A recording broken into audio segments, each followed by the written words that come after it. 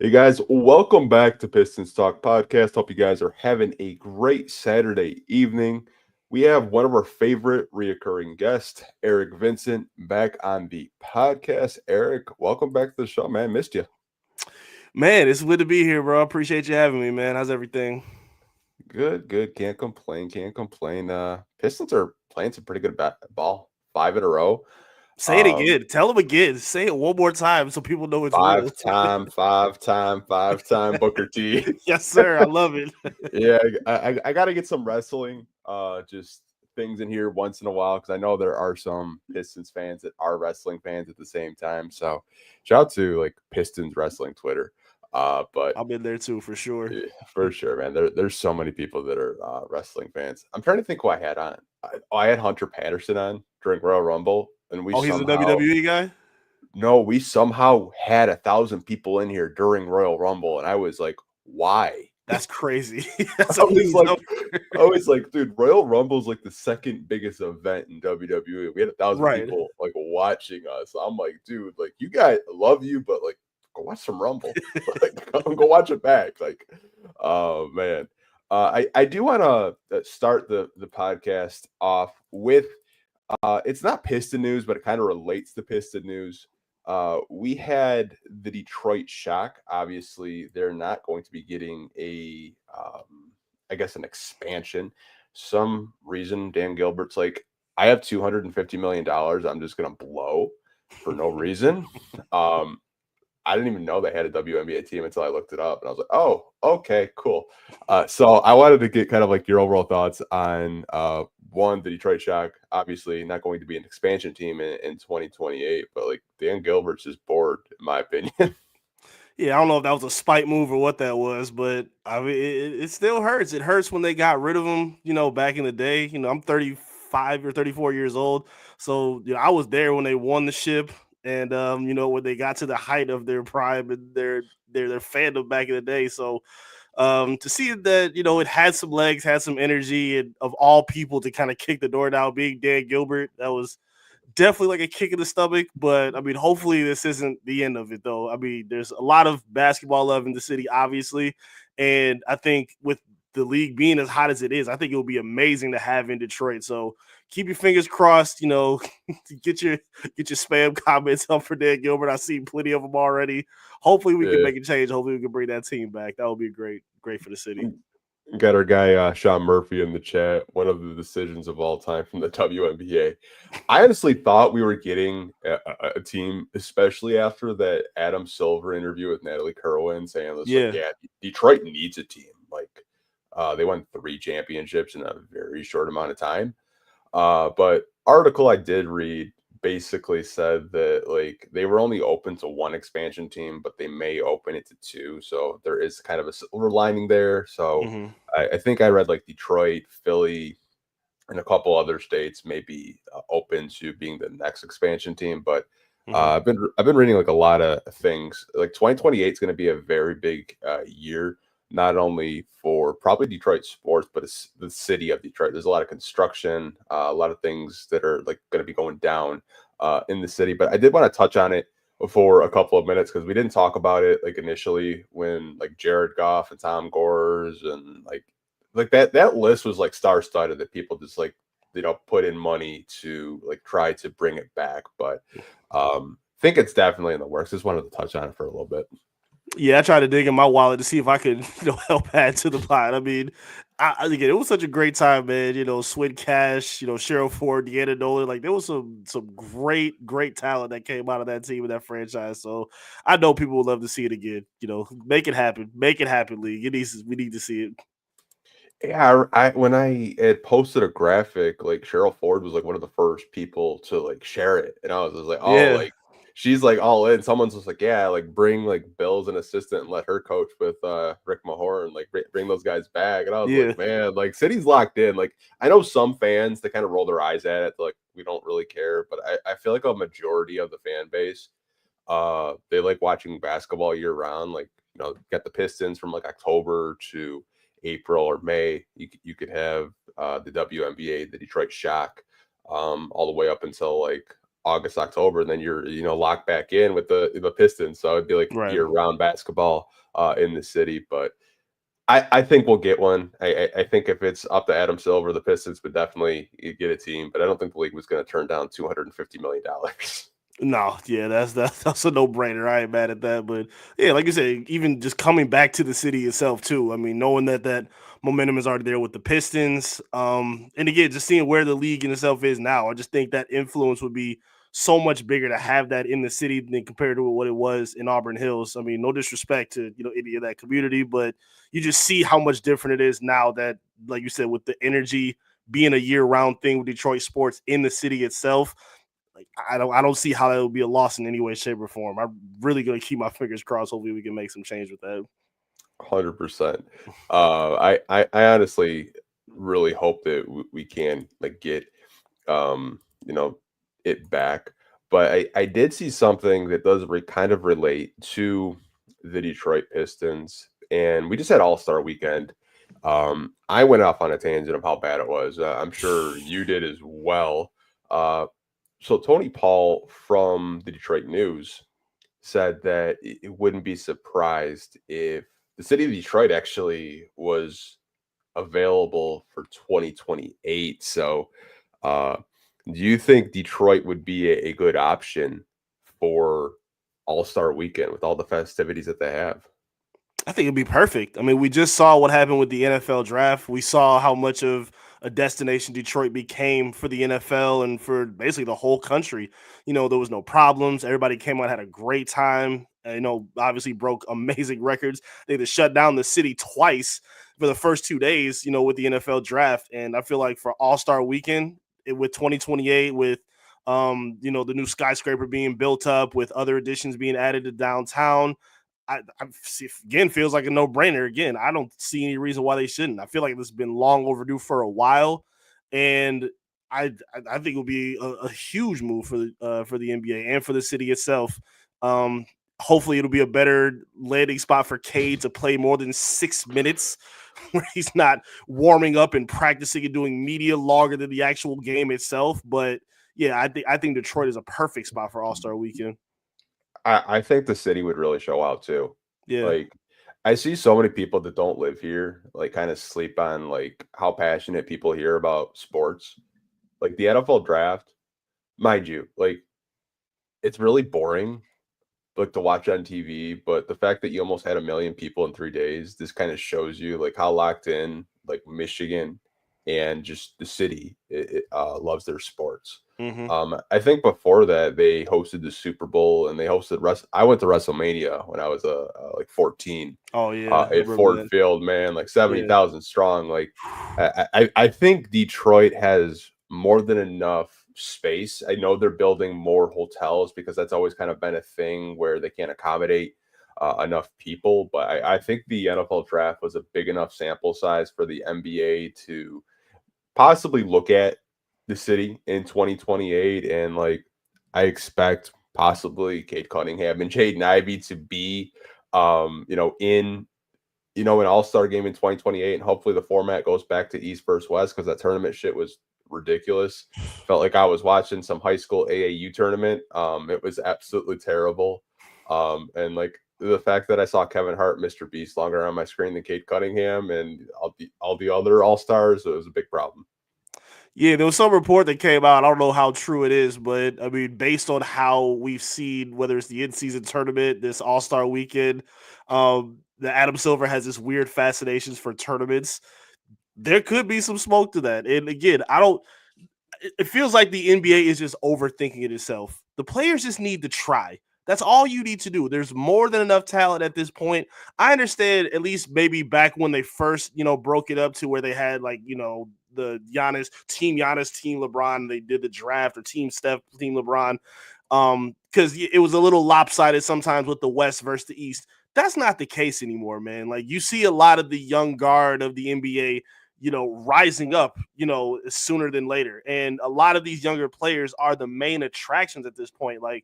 I wasn't mad that LeBron didn't play. I was more upset with how the announcement came that he wasn't going to be active for the game. So, yeah. But if you look at the rosters itself, I mean, from guys like Şengün, Cade Cunningham, and Edwards, Like, it's a change of a lot of young guys like Jalen Brunson, like a lot of these guys that are new and stepping up to become, like, a big conversation has been is who's going to be the face of the league.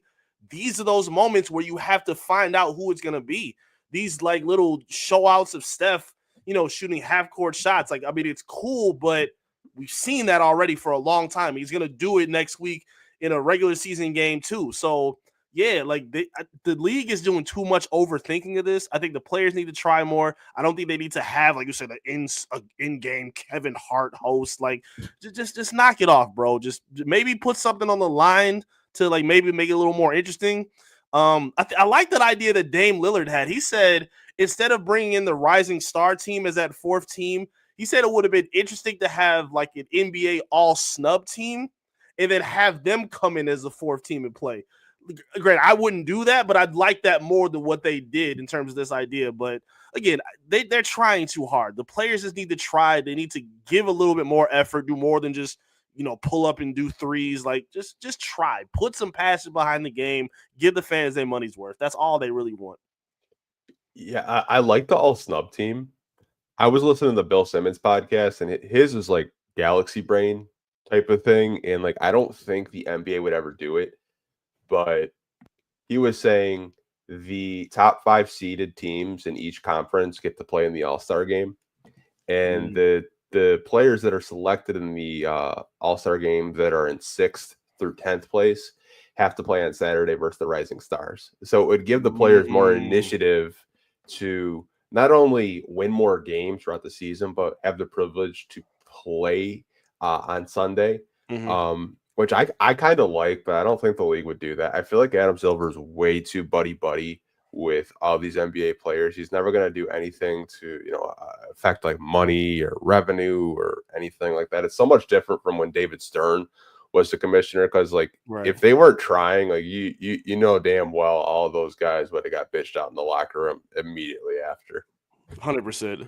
It confuses me to hear them like talk about it. Like, even from Draymond, I know he was one of the more vocal, names about it. Like, oh, all they're doing is shooting threes. Like, bro, who do you think started that influence? That was your team. But granted, it shouldn't carry over to the All-Star team, and it shouldn't carry over to the All-Star festivities. But if anybody is gonna create that change, I don't think it has to be from Adam Silver. Granted, if you just stop the the 4-team formats or whatever. It has to start with the players. They have to be the ones that have that influence, whether it's a lot of different things. Like, I feel like a lot of there's been so much conversation on why viewership is down or why the passion of the game is down. It has to start from the players. They have the most influence to make that change. And I think All-Star Weekend is one of those spots where they can make that happen. Like, I loved hearing Jaren Jackson Jr. in the media saying, I'm just going to pick up and have it from full court just to make a difference. But unfortunately, if you're only doing it for 4 minutes, it's not really going to change a whole lot. So, yeah, that was so embarrassing. I'm gonna be honest with you. I didn't really make it through the whole thing. No. Like, it was a snooze fest. I don't blame anybody else if they didn't, because this was embarrassing for the league. They got to get back to the drawing board and change this up. Yeah, once Cade's team was out, I stopped watching. I didn't even watch the dunk contest. I watched a little bit of the 3-point contest. I was like, you know what? Like, I'm kind of out after I saw Cam Johnson lay like 14 points. I was like, man, this is gonna be a shit show. The celebrity game was probably the worst celebrity game I've seen in years. Yeah. I saw way too much Drewski and Kai Sant for my liking. I like both of those guys because Drewski's funny as hell. Yeah. Like, I love Drewski. Like, some of his skits, like he's got a skit for like everything in life. And I love that. Kai Sant is just a funny streamer. I love watching his stuff, but like they need way more celebrity power. You shouldn't have to have a Terrell Owens come back when he's like 50, still trying to ball. Like, you got to get some like these new age celebrities to, come out and ball, and guys that actually can maybe make a basket, make it a little bit entertaining. Like, I don't need like a 4-foot imitation of Kevin Hart out there that can't score. Like, I just need something a little bit better. And we also don't need Ja Morant, Zach LaVine, and Aaron Gordon teasing tweets either. If y'all gonna do it, just do it. Oh, I might have to pop in this year. Oh, we might have to do it next year. What do you think? Y'all could have did this 2 years ago. Y'all could have had this conversation because you knew what it was gonna be. When you saw that roster come out and you knew that Matt McClung was finna be the hero and he the main attraction for the dunk contest, y'all could have put in a call right then and there. They wouldn't have stopped you and said, "Oh no, it's already set, Ja. Sorry." They would have pulled some strings to get you in there. So that's got to be the start too. And if anything, like we said, for rising stars and for new talent that's being developed, looking at the history of the NBA, the dunk contest is where a lot of those stars became stars. Like Vince Carter was already a star before that contest, but he became an icon after that dunk contest where he got honored, this most recent weekend. So yeah, it's just not enough care to it. They're treating it like a complete sideshow where, again, it's not even the fans that are being entertained. The stars are in the crowd acting like the fans, like, entertain us. Like, no, this is the moment for y'all to be on the stage to entertain the world and show off your skills and your talents. And we're just getting shortchanged and cheated out of it, man. It's really embarrassing. It really is. It's crazy. I don't want to shit on All-Star Weekend too much, but it's pretty bad. Like, honestly, the fact that, I know Dwayne makes like a great point, that like the fact that Mac McClung had to be a three-peat dunker just to save it. Like, if he didn't compete in these last three dunk contests, I think the viewership would be completely down, because some of the dunks that he's pulled off is just crazy. And he to me, I think he's just a professional dunker at the end of the day. Like, he's made more money in dunk contests than he's made in his entire NBA earnings. Like, think about that for a second, bro. And like that's I'm not, wild. like That's I'm wild. not. Yeah, I see people tweet. I knew Kuka Hill tweeted it. He said, "Oh, is he the best dunk contest participant ever?" And I'm like, even if the answer is yes or no, it's embarrassing that even has to be a question at this point. Like, he has to be mentioned with Michael Jordan, Dominique Wilkins, Vince Carter, Aaron Gordon, like Dwight Howard. Like, we may never see him play a professional basketball game in his career. Like, he's a G League guy for a reason. I remember him 2 years ago when I was covering the Cruise, and right after that, he played the Cruise, I think, the very next game, and he was terrible. So, like, it's such a bad point, man. Like you said, we can rant about this all day. Hopefully they're listening to us and everybody across the league that something has to change sooner than later. Yeah, it's getting to the point where it's like really ridiculous. But we're gonna touch on this topic. So I don't even know why it came up on my news feed, because I'll be reading a lot of, I'll read your articles. I'll read Athletic, and I was on Hoops Hype, and I haven't been on there in a long time, and I saw them quote one of the Los Angeles Lakers beat reporters, Johan Buha, which that's just like a cool name. I would love saying that. But he actually was talking about Jalen Duren. And I talked with Sean about this when it first came out. And it was kind of cryptic from him. He said, Lakers tried to trade for Duren. We'll see what happens this summer. Here's the thing, man. After watching him probably the past month, I don't think there's any way, shape, or form the Pistons would even consider trading with the Lakers, because they don't have any assets that they probably want, maybe outside of Austin Reeves. But what's kind of like your takeaway with, one, the Lakers trying to get Jalen Duren at this deadline, and two, like, I don't really think that the Pistons are really entertaining any type of deals for him unless like it just blows them away.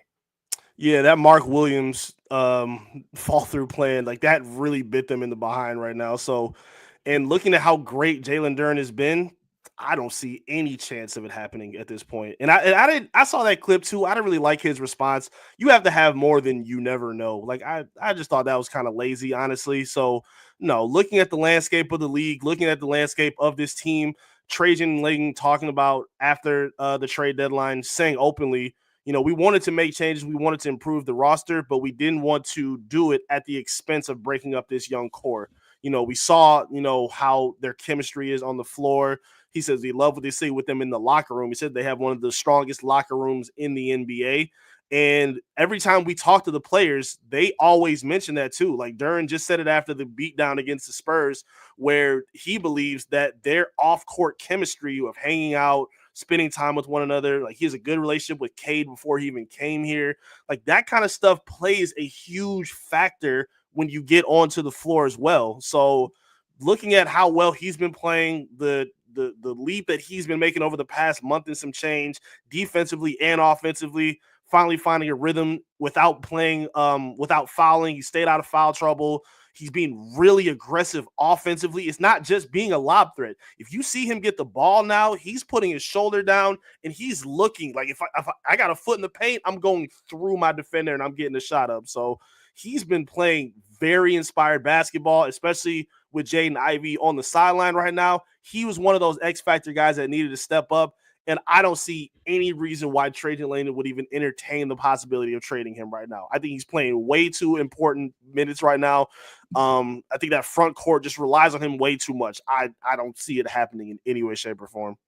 Yeah, I mean, I like I said, I was watching his podcast. He was doing like a Q&A with some fans. Obviously, Lakers are very frustrated with not, with addressing a center. Obviously, Right. They have Jackson Hayes. They signed Alex Len, but Alex Len's days are behind him. I mean, he's been in the league for quite some time. He was a really good backup maybe 5-6 years ago, but he struggled a lot. I can understand from a Laker standpoint why you would look at a young Jalen Duren who's 21 years old, hasn't even really scratched the surface yet. But I don't think there's any trade that the Lakers could come up with where it makes sense for them to feel like they came out as winners. Because I think what Rob Pelinka does, he does it every year, is he calls teams around the NBA, tries to dangle a draft pick that's 5-6 years out. He might get a trade. They might get some pieces, and they feel like they come out the winners. And I feel like every trade they have, it's so lopsided that it favors them. Like the Dorian Finney-Smith trade, I was like, for Brooklyn, I was like, man, like that's a steal for the Lakers. Like they just got a really good perimeter defender that, mind you, he's barely even starting, which I don't understand. It's like, what are we doing? But like, I would not deal with the Lakers if I'm the Pistons. Like, Rob Pelinka knows what he's doing. He's trying to take advantage of other teams. And I think Trajan is way too smart of an executive to even have conversations about trading arguably the third best player on this roster right now, the way he's playing. Like, especially in the fourth quarter, man, those lobs, good Lord. Especially the second one, man. He just cranked that bitch. I was like, holy shit. That was Dwight Howard-esque right there. His ability to reach back. And Cade said it too. He's like, I just was able to throw it up and he went up and just put it out and got it. He's got great hands. They obviously have that great chemistry. They work on it on the floor during the game. They work on it before the games as well. I get to watch them. Like, they literally work on their lobs and their chemistry, like, even before, like, the game starts. So, I don't think the Pistons want to mess that up in any way, shape, or form. And knowing the Lakers anyway, not even just the Lakers, LeBron James teams where they're able or willing to blow up any pieces to make LeBron's window a satisfied one at that time. So the Pistons are not on that kind of timeline. We just talked about it before we came on here. The Pistons are not in a position where they need to really worry about future assets or picks right now. They're trying to figure out how to win and where they can go with the core that they have at this point. And consider that, again, not even just Duren. If you look at how well Duren is playing, how great Ausar has been playing, Tobias Harris is playing his best basketball of the season, and I think some of the best basketball of his career, especially defensively. Like, you just don't mess with that right now. Malik Beasley has just been lights out in an unbelievable frame. And obviously we talk about Cade enough. We know what he's been doing. So yeah, you don't mess with that right now. Like, you keep the core with what they have and you kind of just rock out and see where things go. Like, that's why just a Dennis Schroeder makes sense for, bringing in as your backup point guard. This isn't a time to shake up everything right now. They're in a great rhythm. And Duren is a huge reason behind that. I love the way his growth and development has been shining lately. Yeah, same here. I know you touched on the locker room. And the Pistons, they do like the WWE, dog of the night or dog of the day, whatever it's called. I think so many people didn't see what Cade did with the Texas, because they were in Texas. And if you go down to Texas or in Austin, they say hook 'em horns. Cade, Ron Holland, Marcus Sasser, Donis Jenkins, all those boys are from Texas. Yep. Cade, Tobias is still talking. Cade's like, horns down. I was like, bro. Like, the fact that he did that in Texas, one, funny. but two, it was in the University of Texas locker room. You could see like the Texas logos in the back. Like, dude, that's diabolical by Cade. And I think it went over so many Pistons fans' heads they didn't even connect the two. I've been laughing at that all damn day. Like you said, the chemistry, the trash talk, the confidence that they've had right now is just on a completely different level. I saw it too, that they showed the players, things like the women's locker room they were showing, like they showed the logo and everything, and they're confident enough to say, hey, we do whatever we want. We just stomped these guys out by 15. We're 5 in a row right now in terms of our wins, and they're in a place right now where they're seeing success that they have not seen at all in their NBA careers. So I love the chemistry of this team. I love the way they're vibing together. Like you said, it's cool to see, not even just on the court, but off the court as well, because it gives the fans and other people like a little bit of a glimpse on the inside of how truly close they are, how truly close they relate to each other. Even with Kay, kind of joking on Tobias in the All-Star weekend where he said he's the worst trash talker in the league. Like, I like those little tidbits. It just makes the league and the game, the season a little bit more fun. Again, we don't really have to keep getting into what happened last season, but just knowing that these are the kind of talking points that they could get into now, it just shows the night and day difference of where this franchise is at now.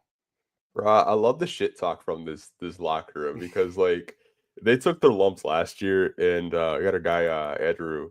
So can we stop talking about Cade opting out finally? I remember that narrative like last year. It's like Cade might be the first player to opt out of a rookie max contract extension. I'm sorry, man. Like I was telling people, no one's walking away for $200 million. I don't care if the Pistons were like on Charlotte Bobcat levels. No one's walking away from that. And obviously, they've done so much winning, but I want to just give Andrew a little shout out. But yeah, man, like I love the shit talk from this locker room. I remember when Stu posted a video of them in the Knicks locker room, man. Knicks Twitter got pissed. I remember that. Like I just love the shit talk from this locker room. You can tell the chemistry is just off the charts. Maybe they'll make another Bucky's trip because they are going to be playing in Atlanta tomorrow. That was the key right there. That was a great time. Yeah, they're just at a different level, man. Again, you see with Malik Beasley, Isaiah Stewart doing the Mutombo finger wag now. Duran has always been that kind of guy. And again, it's also like we're talking about ways to help the league. I think the Pistons are single-handedly helping the NBA right now with rivalries. Like whether the beef that they kind of I don't think they started with Orlando. Orlando started that, but the trash talking that they've had back and forth, the Indiana trash talking, even Chicago. I remember Beasley and Josh Giddey had a little bit of a back and forth that was going on at LCA last time they played. Like that kind of stuff helps. It like you shouldn't have to wonder.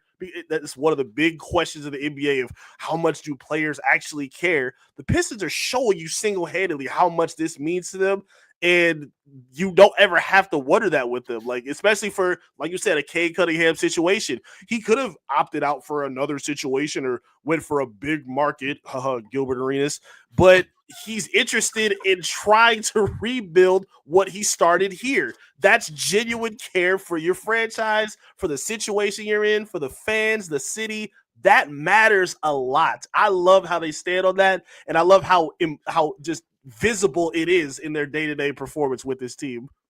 Yeah, it's honestly funny. Like people always say ratings are down. Well, every time I watch a Pistons game, I'm entertained. It seems like Ron Holland is in every scuffle. Isaiah Stewart is kind of calmed down since the Thomas Bryant stuff. I haven't really seen him in too many altercations. JB's getting texts for telling a ref they suck at their job. Like, and it's you can't tell me that the Pistons aren't good for the NBA. Like when the Pistons are good, the NBA is good. Like. Yes. The little scuffles with Orlando, which we're going to touch on probably at the end of the podcast. The fake Orlando beef, which, man, I don't know if you watched their game. Like Jamal Mosley just completely blew it against Memphis, and I saw that. Magic fans are crashing out like crazy. Yeah. Hate to see it. Not really. Love to see it. I love it. They were on me. I remember Pistons fans were mad at me because the last time they played, I think it was in the second half, Franz was like kind of quiet. I'm like, bro, I don't ever want to hear about Franz being better than Cade ever again. Then he has the, no pun intended, the magical fourth quarter where he wakes up and goes crazy, and they just tore me apart the whole night after that. I'm like, all right, I'll own it. But I mean, Cade still played great that game. I still don't think it's a question of who's better, but again, it's just those little side stories in between that just make the season that much better to pay attention to, instead of let me go on Tankathon again for the 100th time midway through. Like JB said, we're gonna know Piston basketball by February, and I think he solved that in January. So Yeah, I think he's done a phenomenal job with getting that together. I mean, they're 19-9 over their last 27, 28 games. Yep. The last time they had consecutive 5-game winning streaks was when Blake Griffin was here. I think Sean Murphy, our guy, he actually texted me a crazy stat. I'm going to read it off to you because I was like, wow, I can't believe it's been that crazy. The Pistons won 5 games in a row by 10 points or more. Can you tell me when you think the last time that was? I think I remember it was 2019. I think that was 2006. Oh goodness! Oh, never mind. I'm way off. Yeah, when they were on a 5-game winning streak and they beat their opponents by 10 points or more. 2006. So the goal in the work crew. It's been a minute, man. They've been breaking so many records this year under Coach Bickerstaff. He's just doing a great job. He kind of tripped me out last night because there's something about him and I couldn't figure out why. He shaved his beard. It was throwing me off. I was like, man, he looks young. What the hell's going on? I was like, oh, he shaved his beard. I was just like, he's fucking me up right now. He's having a blast, man. I'm loving it. Again, we're talking about the cohesiveness of the team. He's in the middle of all of it. The way he's even in the middle of the breakdowns and, cracking jokes with the guys and finding different ways to relate to different players. He's having a blast. And again, I'm going to keep, pushing on this. I wrote an article on clutchpoints.com. He should be the leading candidate for coach of the year. Leading candidate. I don't care what's happening in Cleveland. I don't care about what's happening in OKC. They inherited already winning products, which is fantastic for them. It does, mean a lot to keep them in winning situations, but to take the worst team arguably in NBA history and you have them in the 6th, approaching the 5th seed in the Eastern Conference, and it's not an impossible feat for them to do. I remember I wrote about it in the article when Tom Thibodeau won Coach of the Year a few years ago. He won because he elevated the Knicks from the 11th seed to, I think, the 4th or the 5th seed in the East. So that is night and day compared to what JB Bickerstaff is doing. He's coming in with a worse roster, a brand new situation, younger players, and he already has them in legitimate playoff contention. So I don't think it should be a question at this point. I mean, you know how voters are going to be. It's going to be, it's always an argument against Detroit, but I don't really see how you can argue against it at this point. What they have done and how he has turned this team around is absolutely sensational. Yeah, I mean, I saw the odds. I think it was on DraftKings. He was number 3. My thing with Kenny Atkinson, I talked about this last week, is if you look back, Donovan Mitchell, Evan Mobley, and Darius Garland missed a hell of a lot of games last year.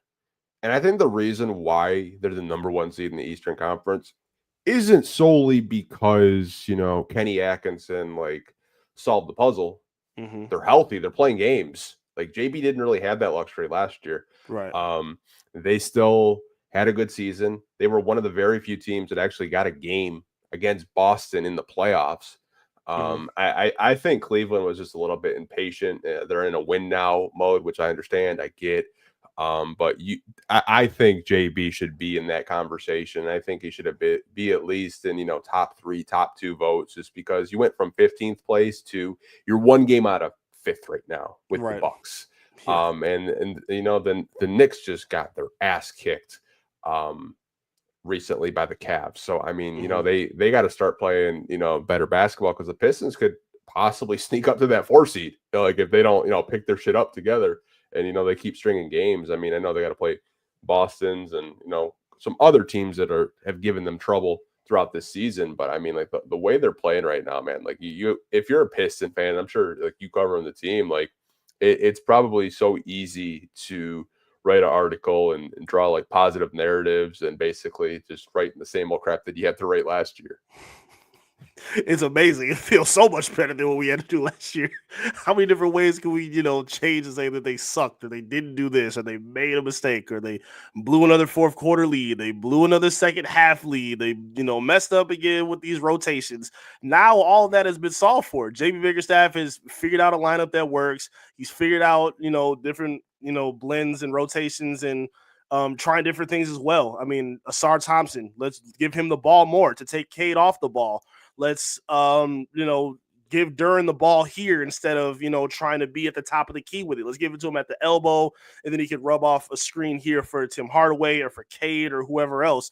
And again, to do it without your second best player, to do it with a bunch of scrap pieces that nobody thought was going to be looked at as foundational building block guys. Like, nobody looked at Tim Hardaway Jr., Tobias Harris, or Malik Beasley as guys that can be around for the foreseeable future. Their contracts clearly state that. They're on 1 year or 2 year deals. So, like, knowing that he's able to do that, elevate Cade to an all-star level, have Ivy playing the best basketball of his career during the same thing, like, it just means so much, man. It doesn't seem like a fluke.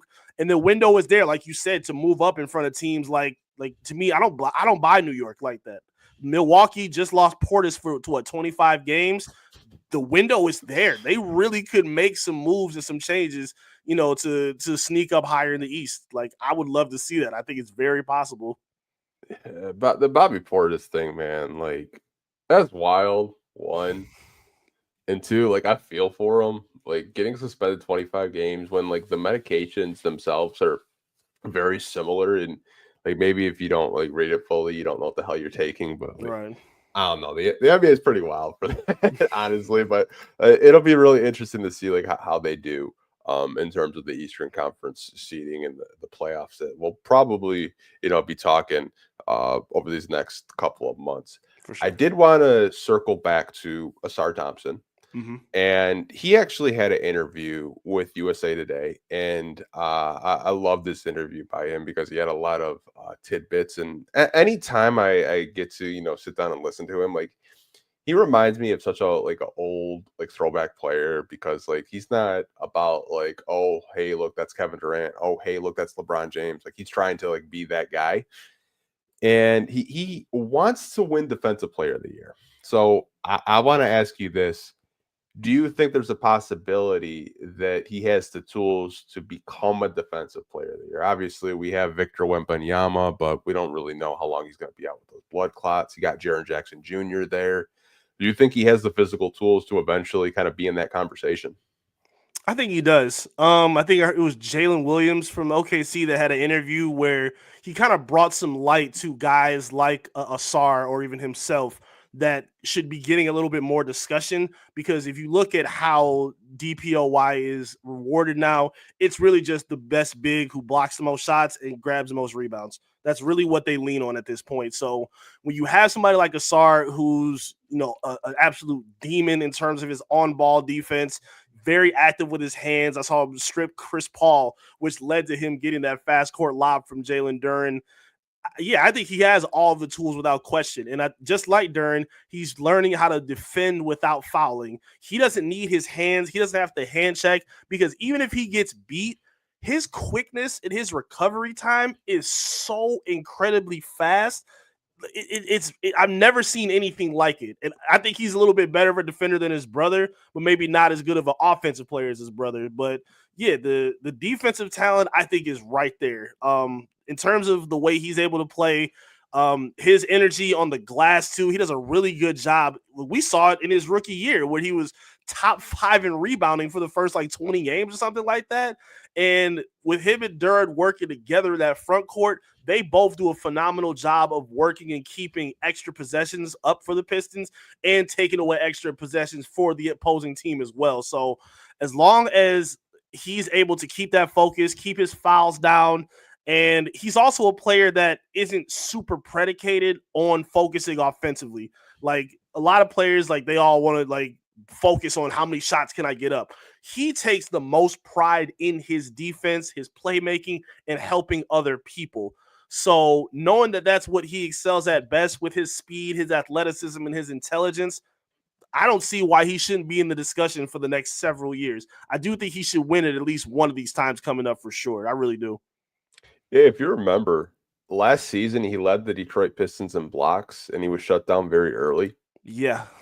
I saw it last night. He was out rebounding Jalen Duren and Alex Len, going for offensive rebounds. Like, I know a lot of people say like it's a center's award. They go by blocks, they go by steals, but like you look at the box score sometimes with the SAR, like his stocks are up there with the bigs. Like I think he would have enough blocks, enough steals. His lateral quickness, I think, is very slept on. I have not seen a defender like that in probably ever. It's honestly crazy. Like he can get beat and still like bother a shot or still block a shot. Like his athleticism is just off the charts. During Rising Stars, he like took off from the restricted area and just floated in the air. I'm like, dude, like what the hell? Like this kid's an alien. Like that's crazy. Just like his overall athleticism. I honestly do think though he could win a Defensive Player of the Year.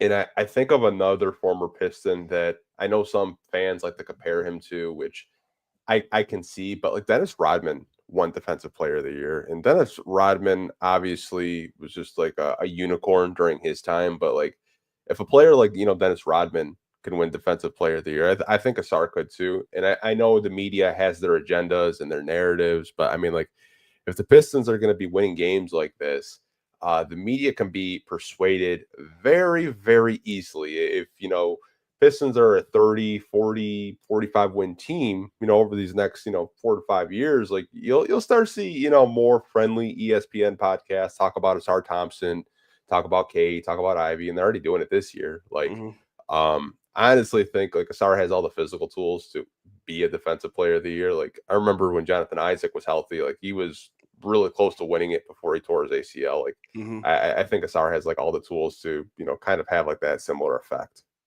Yeah, I remember that Dennis Rodman comparison. I even dove into it a little bit where I personally think Ausar's athleticism, and I'm not downplaying Dennis Rodman because he was absolutely a unicorn in terms of his athleticism, but that play that you talked about where he was literally a step inside the free throw line and just glided through the air for that dunk. I'm like, I don't think I've ever seen Dennis Rodman do that. He did that with ease. He did that and made it look so simple with his game.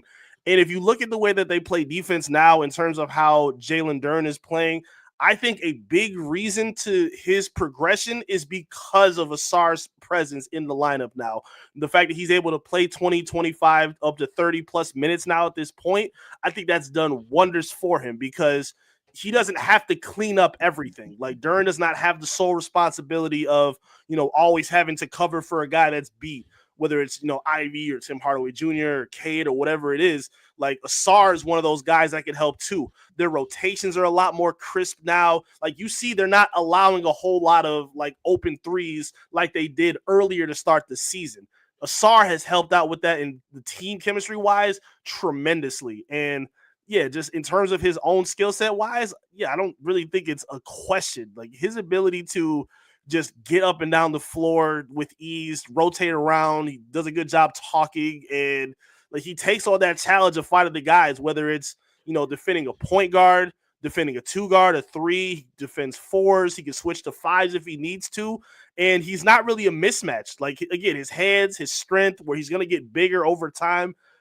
It's not like a mismatch to hunt out a guy like Ausar Thompson. Like it's just not. He is a guy that has elevated this entire roster in terms of their defensive execution. And the more he gets comfortable, as long as he stays healthy, the sky's the limit of what he can bring for this team. And I think a DPOY trophy should be in his future at some point. He is spectacular. Yeah, he said in this interview that he already thinks he's the best perimeter defender in the NBA. And like honestly, like when I read that, I was like, you know what? I don't really think it's like a hot take. Like I think that like you could have conversations about other players in the NBA, but like he should be in your at least top 5. Like if you're just talking about like on-ball defense, perimeter defense, like we talked about like Jalen Duren doing a lot better. Like Ausar's weak side, he covers so much ground for not only Jalen Duren but Cade and Tobias, where like he's just the ultimate Swiss Army knife. And like I think a big reason why the Pistons have had such a resurgence and gone on these winning streaks and have had this competitive basketball is because Ausar Thompson is healthy. Like it kind of makes you think like if he didn't get blood clots, like how many wins would they actually have right now? Like, could they have 40? Like, because like you're just seeing like what he does on the basketball floor. And I think I know you had like touched it on Twitter about talking about like I'm trying to think what you tweeted. I think I replied like having the ball in Asar's hands more often. I think The it's really biggest X factor. Yeah. Yeah, I think it's like really opened up. You could definitely have Jalen Duren as an X factor, but I think him not standing in the corner anymore is like really opened up the offense because like there's been multiple possessions throughout this 5-game winning streak where Cade is playing off ball and Asar's bringing it up the court and he's initiating the offense. And some of the reads he makes, Eric, I'm like, I'm screaming like, what the fuck at my TV? I was like, oh fuck, at the turn, how the fuck did you make that pass? His vision is unbelievable. Like he's getting a lot stronger with his handle too. Another big problem that he had early in the season was keeping the ball alive as one of the primary ball handlers. And yeah, to even open games now, you're seeing the first few possessions, he's the one that's bringing the ball up, and then they'll get it to Cade at a certain point, which is spectacular to have. Because I know a lot of people focused on the conversation of if Cade is a point guard or not, or whatever people may think he is. He is a point guard, but it doesn't hurt to have somebody else like Ausar or Ivey when he was healthy to take some of that pressure off, because now you can play Cade in different spots, like in the post. You can have him rotate along the baseline to come play in short rolls as well, like around the elbow. Like it gives you different versatility with their size, their athleticism, and with his speed and his ability to pass as well. And their best offense that they've been playing is in transition. When he gets a stop, they go immediately, and they don't even maybe not even look for Ausar, whether it's Duren bringing the ball up. We've seen Tobias bring the ball up. Beasley can bring the rock up. Like they all fill their lanes. They just go. Like it's not a heliocentric. Let's find Cade. We stand in the corner and he'll figure out what we need to do next. Like they all know that their transition is their I think the biggest key to their offense as of right now, because if you're a young, athletic, speedy team, you have to run and put pressure on these teams that are a little slower, a little older, and maybe not be as prepared for a team like the Pistons, who they maybe thought of as, oh, this is still the team from last year that won 14 games. Maybe they didn't prepare as much as they should have, because this team is brand new. And when they're healthy, they are a threat. And I'm loving the way that they're playing. And Ausar deserves a lot of credit for why that is right now. I know I touched on a post-game podcast like in the beginning of the season when they were struggling a little bit because they were playing so much out of the half court. And I was like, you know what? Jaden Ivey was still healthy. Ausar wasn't out there yet, obviously still dealing with blood clots. I'm like, man, this team should be running. This is a young athletic team. Like I didn't understand why they didn't try to push the pace more.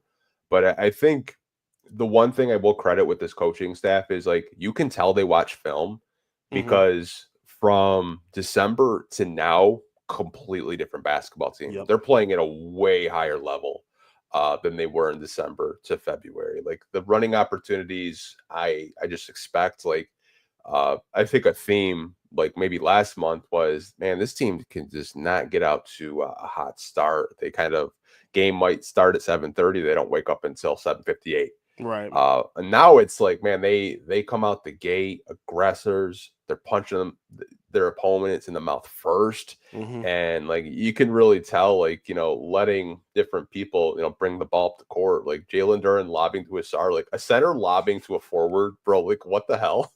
Like, it's honestly crazy, but I love it. I love that they're pushing the pace, playing the transition games, running those lanes correctly. And I think it's just really catching opponents off guard right now. It really is. Again, that versatility that JB talked about wanting to bring to the team. He said he wanted to play that ability of, positionless basketball, which sometimes can be, I don't want to say detrimental, but it can be a little troubling for a young team that's learning how to compete, close games, and, execute for 4 straight quarters. And they're figuring that out now. Like you just said it too, like whether it be a slow start or struggling to close third and fourth quarters as well. Like the first couple months, they had a problem. It felt like every single game was going down to the last, few possessions. I even asked JB, I'm like, do you enjoy like the chess match of going down to the wire? He was joking when he said, no, it's miserable. Like he was kidding around, but I'm sure he was probably serious. He was like, bro, it would be nice to have a couple blowouts where we could chill too in the last few minutes. So now they're doing that. We saw it with Chicago where they whooped on them with, 30, 40 point plus leads. We saw what they just did to San Antonio, and these aren't mistakes that they're doing. Like you can't have these kind of leads, this kind of momentum. They're not doing this on accident.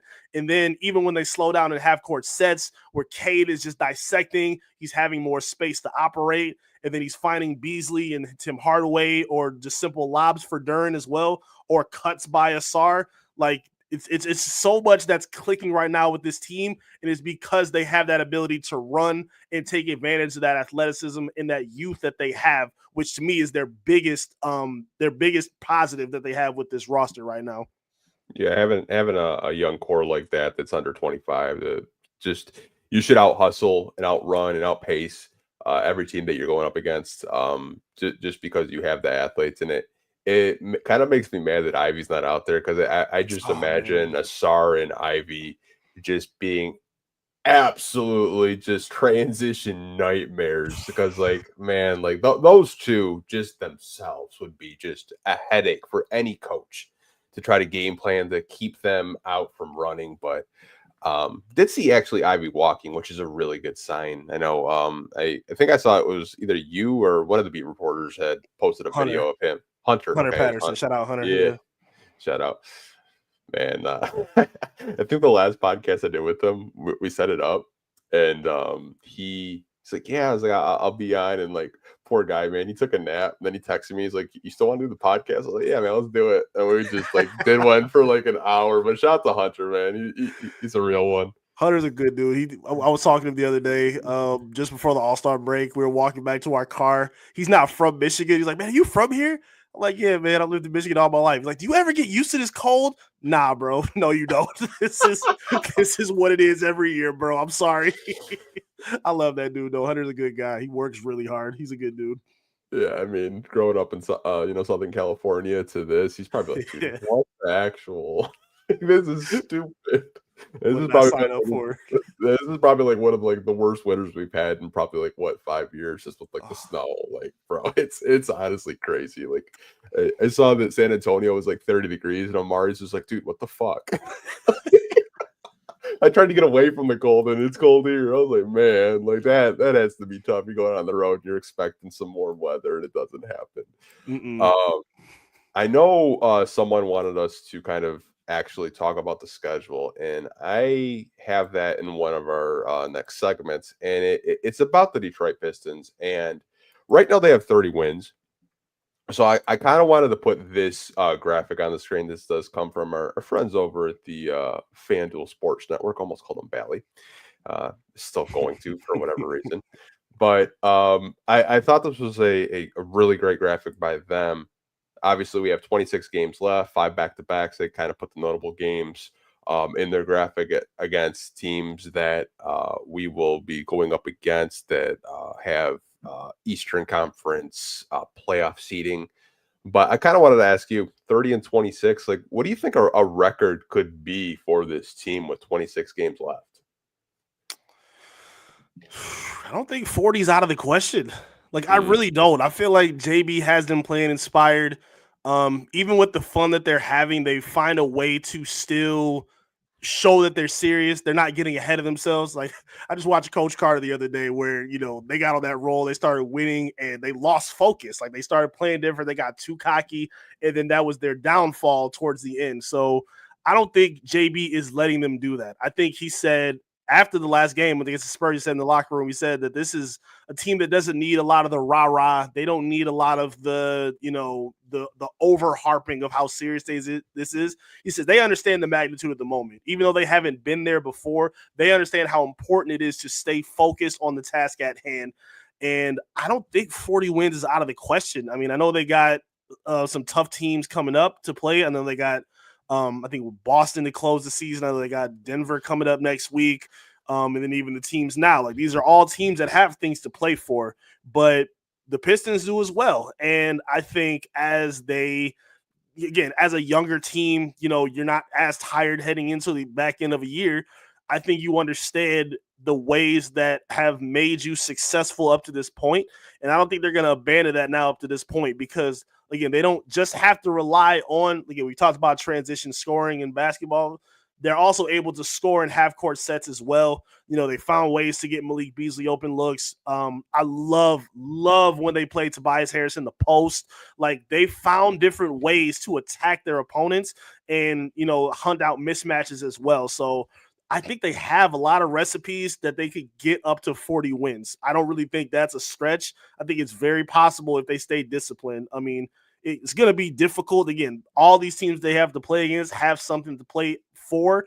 But again, when you have somebody as disciplined as the coach that they have, an all-star franchise point guard that I think is a top 10 player right now, I think they are dialed in and well capable of 40 wins. Yeah, I mean, you got 26 games left. You're 30-26, 6th in the East, 2 games behind 4th place right now. 5 back-to-backs, which I don't really think is too bad in 26 games played. I think, the start of the season, they got most of their back-to-backs out of the way. Right. But I look at their schedule, after they play Boston and Denver, it kind of lightens up. They have the 18th hardest schedule according to Tankathon, which I'm reading off right now. So you kind of have a middle of the pack schedule. I think where I'm looking at it, I think they could go anywhere between 41 and possibly 45. I kind of think like that's where they could go.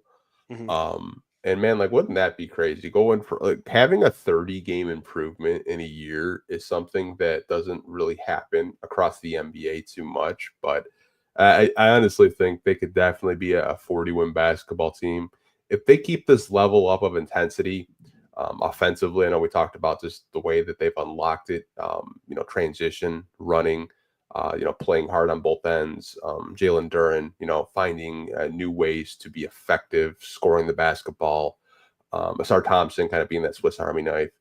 Dennis Schroeder, who I don't even think is really fully like learned all the plays yet. I think, you give him a good 10 games or so, he's going to start, taking stress off the starting unit, and you can leave him out there longer. I think this team could definitely be a 40-win basketball team. Just when you look at their schedule, obviously, playing the Bucks the last 2 games of the season could definitely have some seeding implications, depending on like where the Pistons are going to be at. But like, hey man, Doc Rivers might Doc Rivers. You never know. I just don't trust him. I don't know what it is. I think I've just seen so many teams just implode towards the end of the season and in the playoffs, where it's just like they're just a mistake waiting to happen. Like any team he's coached, like whether it was, the Clippers or Philly or any of them. But it'll be interesting to see like how they seed. I know Chuck said the only teams that really worry him is Cleveland and Boston. And I would probably agree. Any team that has a stretch big and size in the front court, I think I think I would be worried about, just because like we've seen in the beginning of the season that they do kind of struggle with those stretch fives, like the Miles Turners, the Cats, the Brook Lopez's. But I will say Jalen Duren has done a much better job of closing out. In the beginning of the season, he was just kind of standing in the paint, but now I've seen him actually close out a lot harder on the perimeter, which I think that's because, Ausar covering more ground on around the painted area, so he can, close out a little bit harder. But yeah, I think 40 wins is doable. I definitely agree. I think when you look at a lot of the losses that they've had, especially lately too, they've come at the last second too. Like whether it's the Hawks game where Trae Young, hits that miracle jumper against Malik Beasley, Darius Garland hitting the logo 3, where again, if Ausar doesn't reach for that steal at the midcourt, maybe he doesn't get that shot off. Maybe he has a little difficult look.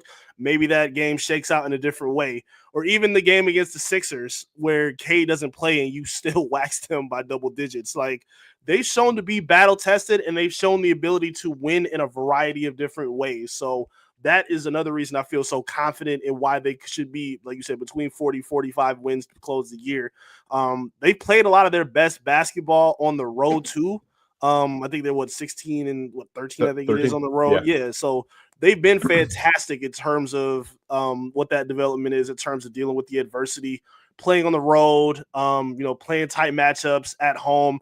And something else I'm seeing that is a little bit more encouraging. I think Cade is getting a much better whistle than we've seen, for the first few years of his career. Like, I don't know if it was the All-Star nod itself, but he's playing a much more, I don't want to say a more physical brand, but he's getting a little bit more respect than we've seen. I think he could still be a little bit better, but I just think a lot of the developments that we've been waiting for, which is whether it's Dern's defense, Ausar being more involved offensively, more consistency from Tobias, Cade getting a better whistle, those are all happening at the right time. If they're happening at the back end of your the season at the second half after the All-Star game, that shows that you're doing the right things that are needed to be done, especially when other teams are wounded right now.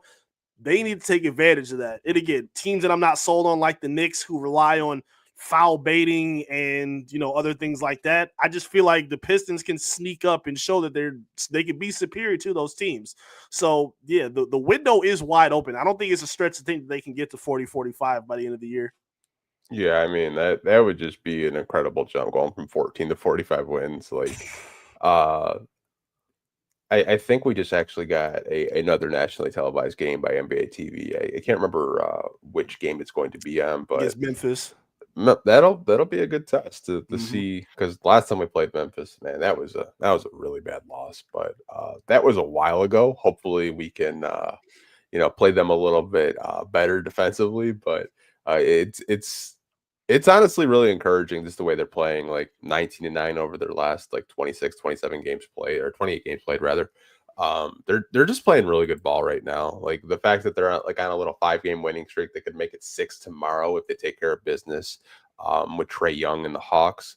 My only thing is just have Ausar on Trae Young the entire night, and you'll probably win that game. Don't switch Tim Hardaway Jr. or Malik Beasley on there, because then you're going to get into foul trouble and foul baiting and all that stuff. I think a big reason why we beat the Hawks last time we were in Atlanta is because Ausar had that guy in a blender. There's nothing he could do. I don't know why we got away from that at home. I don't know why we kept switching that on there, but it is what it is. I'm not really going to harp on that loss, because I mean, like, the Hawks barely beat us. I think they beat us by like 2 points that game. Yeah, again, JB's done a really good job at, like you said, they definitely watch film. They definitely look at a lot of those mistakes. The players talk about it too. They say, we're going to look at the film, look at the tape, and see how we can get better.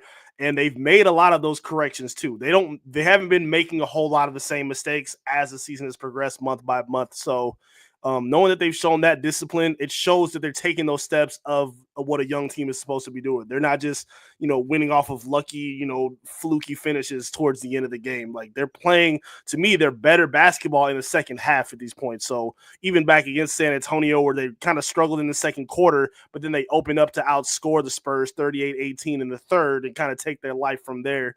And then put on some highlight dunks with Duran, from the lobs he got from Schroeder and from Cade. And I like the blend that we're seeing with Cade and Schroeder on the floor together as well. I think that's going to pay off dividends. And again, once he gets a little bit more comfortable, where I think it seems like he's a little more focused right now on setting other guys up instead of being the score first point guard that he normally is. I think once he kind of settles a little bit more into that rhythm, I think we're going to see more production and even more explosion from the second unit. And this team is dangerous, man. I really, really think they are. In the Eastern Conference, where, again, a lot of these teams outside of Boston and Cleveland, they can be had. I know Indiana's playing very well. I like the rivalry, but I don't really like how they match up against the Pacers. They're a really, really good basketball team, and they're pretty hot right now as well. So, but again, outside of those three teams, I think the Pistons match up with just about anybody at this point, and I think they can surprise a lot of people, contenders East or West right now, based on how they're playing. Yeah, same here. I think people say you got Washington twice. You got some tanking teams. You got Brooklyn in there, which, bro, like, I'm just going to mention this, and then we can go on to the next topic. The Pistons have their college theme nights, and they play the Nets on the 1st. Bro, the theme night they have is Ohio State night for Michigan alum. Listen, I love the Detroit Pistons, but one, how are you going to have Ohio State night before Michigan night, one. And two, why is Ohio State night even like a theme night that you're celebrating? Like, what are we doing? Like, is this a troll? Like, are you just kidding? Like, it's crazy. That has to be it. They gotta just be okay. It's Ohio State night. Psych. I'm hoping that's what they do. I don't know who thought that was what they needed to do for that, but it was a very odd decision. I don't get it at all. What makes the graphic funny is Michigan Credit Union like sponsors the thing, so they have like college team nights. Like I think they have Michigan State night at the end of February. Then like GVSU, and then it's like Ohio State night for Michigan alum. I was like, if I went to Ohio State, why would I live in Michigan? Exactly. I don't understand that at all. Which I do know that, like, I know Brody. He's a huge shout out to Brody. Shout out to Brody. Motor City Cruise PR. Yeah. Big Ohio State guy. I know Johnny Kane, Ohio State guy. I know there are some other guys that are behind the scenes that work for the Detroit Pistons that went to Ohio State or from Ohio. Mm-hmm. But I mean, like, I'm sure they don't really give a shit about a little t-shirt. I'm sure they have at least an Ohio State t-shirt. I mean, this is for college students. This is for like fans. I'm like, what are we doing, man? Like, what are we doing? Just see them throw out scarlet red Buckeye shirts and have who wants an Ohio State t-shirt? this is gonna be so awkward. But I'm here for it. Yeah, Tim Hardaway should go off that day. You're 100% right, man. That'd be hilarious. Honestly, man, like I know Keith Black, who's a really good follow if you like Pistons history. He like went down the list. He was like named some like G League guy that I completely forgot his name. He's the only Piston that's ever been an Ohio State alum. He's just like, there's not a lot of guys like outside of like D'Angelo Russell has actually done anything in the NBA that's played for Ohio State University, because they're not really known as a basketball college, more for their football and other stuff like that. Right. But we're gonna get into Malik Beasley. So I sent you some stuff with Malik Beasley. We're not talking about that, but we're gonna spark up this shit and talk about it. Take the high road and move on. Yeah. So Malik Beasley did a stream with a very popular streamer of the name of Neon. And they did like, I watched the whole stream, man. Funny as hell. Like low key, like Malik was roasting this kid like for like 2 hours. And I don't even think he like realized it. But Malik said he wants to be a Piston for life, which I was like, huh. And he said it like kind of quietly. He's like, I want to be a Piston for life. And then he kind of said, yeah, it's like, I'm trying to get paid. I want to be here. So like, what do you kind of think of like those comments like from Malik? Because I know a lot of fans have completely fallen in love with him this season. I think arguably the best free agent signing, not just for the Pistons, but the entire NBA, just for the value. And kind of what are your thoughts on like Malik saying he wants to be here for the rest of his career? I think things like that are those moments where you see the franchise taking a step in the right direction, because again, you're not going to see a championship immediately. Like, again, even this growth in terms of their number of wins is kind of an anomaly in itself. But again, Cade being an all-star, Ausar in the Rising Star contest, the veterans saying that they want to be here, Trajan Langdon being out at after the trade deadline, and Malik coming up to him saying, hey, don't trade me. I want to be here. Please let me stay here with this team. Those are the signs that show that this is for real, because people always laugh at Detroit as, the place where players go to die and their careers pop and fall off or whatever. Beasley is having a complete resurgence. Like, we know Lakers fans weren't happy with his production there. Milwaukee, I'm not sure if his rapport was the best when he was there, but he's playing some of the best basketball of his career right now. He should be in some of those top discussions for sixth man of the year. And knowing that he's, visibly having, great chemistry with Cade Cunningham, a great relationship with guys like Ausar, JD, Isaiah Stewart, like knowing that he blends in with that team so well, with the front office, with the coaching staff, and visibly, openly saying, I want to be here to be a part of this, not just because my family is here, but because I believe we can do something special. In that stream as well, I remember them in the front of the Pistons practice facility where they're in front of the Larry O'Brien trophies. He said, we're going to get one in here in the next 2 or 3 years.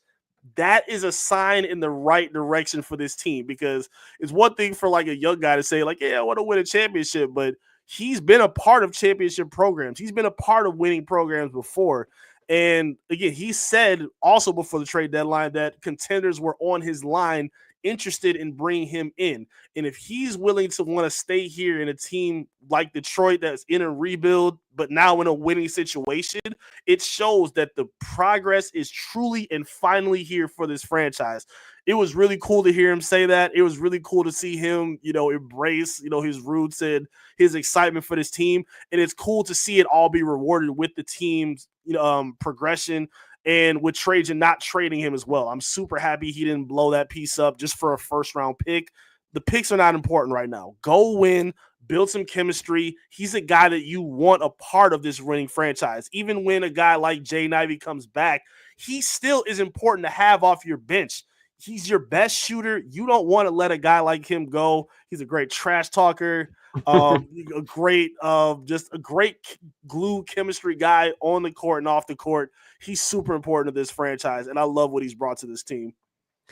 Same here. I'm not really surprised with like the 3-point shooting, because he's been just a 3-point specialist since he got drafted by Denver. I think maybe some Pistons fans weren't really like aware of like how good of a 3-point shooter he actually is, and he takes his craft very seriously. Like, making 200 3-pointers like after like shoot around is absolutely wild. He's the only one doing that. And I always see Pistons fans like, get Ausar in there with you. It's just like, yeah, this is like it's a want to do thing, and I'm sure like those guys that bust their ass in practice, they're probably dead tired. They probably couldn't get up 200 shots after like practice, because who knows how crazy they are. Because I know that those practices aren't like open to media. Like I remember, I know it's completely off topic. Troy Weaver's brother used to like show me like footage of like some of the stuff that like Dwayne Casey would run, and then be like, yo, no wonder we're losing so much. Like like running suicides that much shouldn't be like a thing you should be doing with NBA players. Right. Like it's honestly kind of funny, but I'm hoping he stays. I don't really know what a price point is going to be for him, and I think it kind of depends. Like if Cade's all NBA, which I think is going to be, Pistons are going to have less money to work with, but maybe you can sign him for the room exception or something like that, kind of keep him, give him a like maybe 3-year contract, pay him a little bit, and kind of be like that sixth man, that modernized like Vinnie Johnson spark plug off the bench.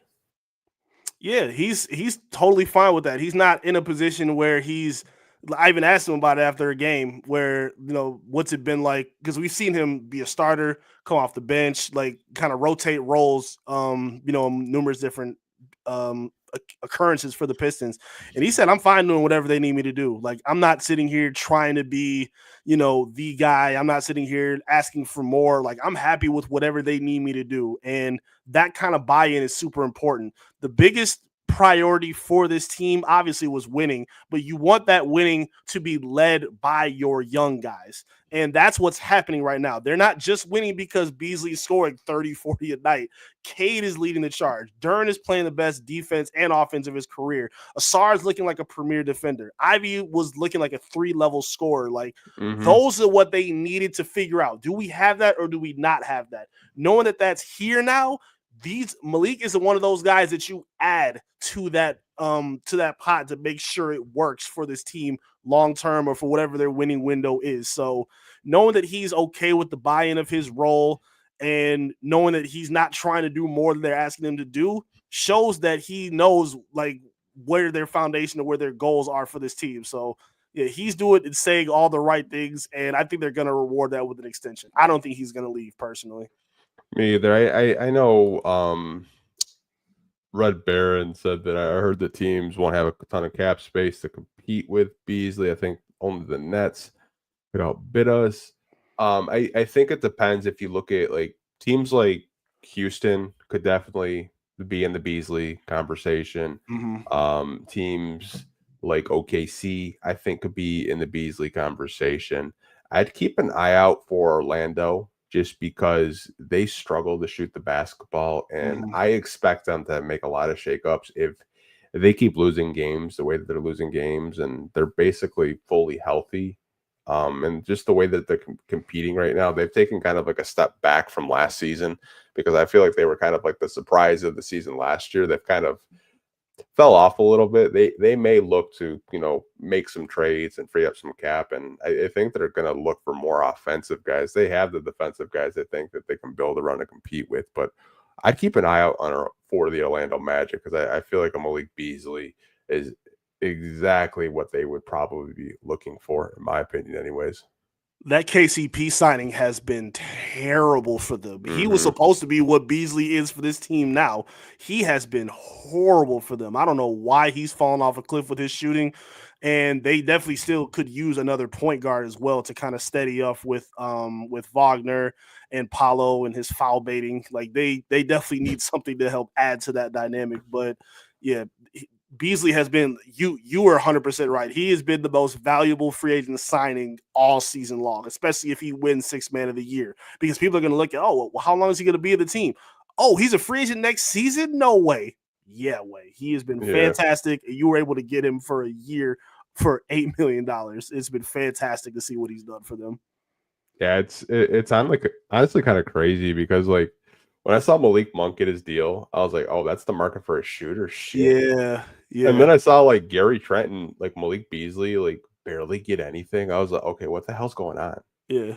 And I was like, oh, maybe it's a new CBA. Maybe a lot of these teams are just kind of nervous of like what's going to happen with the first and second apron. And they don't want to go out and just like pay like shooters like $50-60 million. And I think it kind of worked to the Pistons' benefit. Like, hey, he was on my wish list personally that I made. And I was like, maybe they can get him. I don't know. And they got him. And I was like, well, they got him for $6 million. Like, the trade didn't lock him like in a room and say, hey, take it or leave it. Because I was like, there's no way he should sign for $6 million. So I know people during the summer saying, oh, he's trash defensively. Like, at least he tries. At least he's not a traffic cone out there.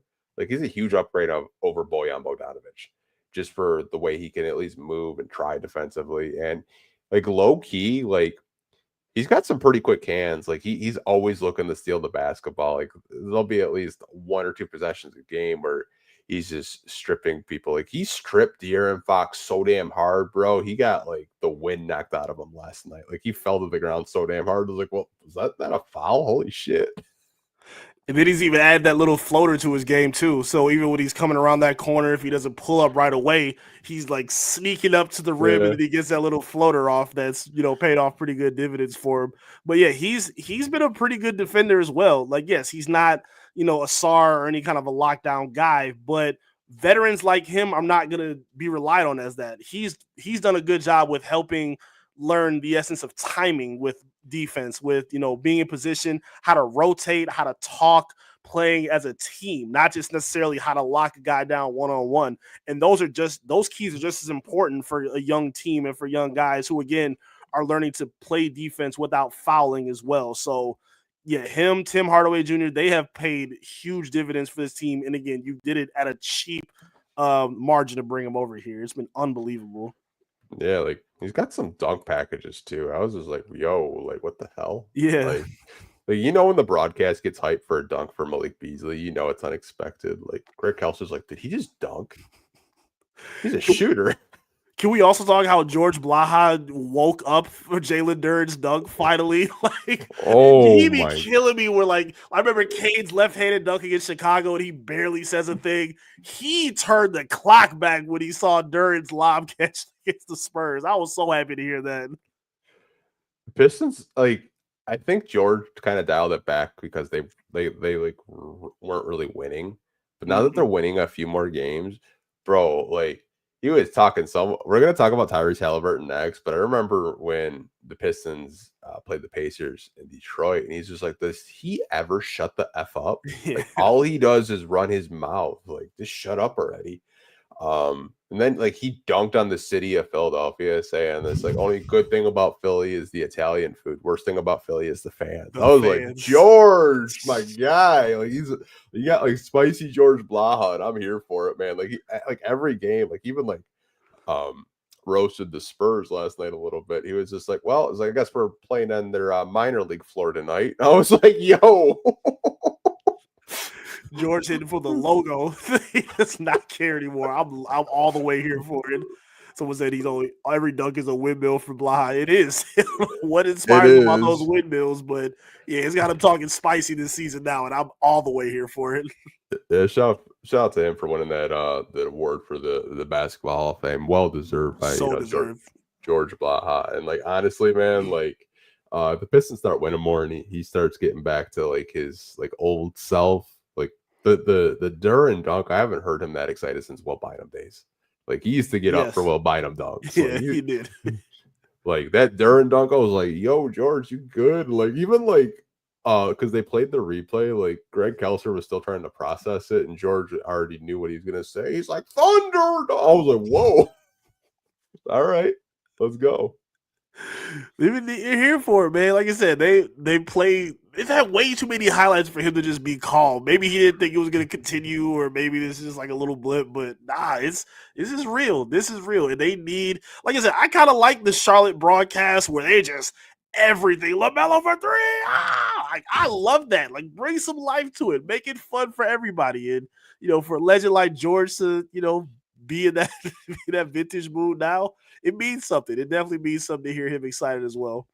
Yeah. So we're going to finish this podcast off. Last topic, last segment of the show. So there has been a lot of back and forth with the Detroit Pistons and the Indiana Pacers. And Gil's Arena, who I know you've had your, back and forth with. So have I. Actually almost got a job at Underdog, which is actually kind of funny. That's another story. That's another story for another day. Okay. But Tim Hardaway Sr. was on Gil's Arena while they were at All-Star break. And I'm going to read the quote for people that haven't seen the quote by Tim Hardaway Sr. And like when I like initially saw it, I was just like, oh wow, like there's got to be like some like way more meaning of a beef. But here's the quote.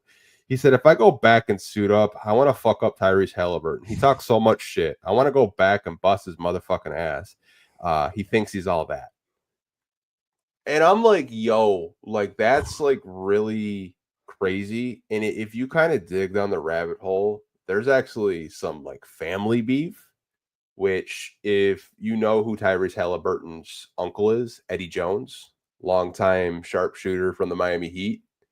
So there's a rumor, I don't know if this is true or not, that Eddie Jones invited Tim Hardaway Sr.'s wife over to his place while they were both on the Miami Heat together.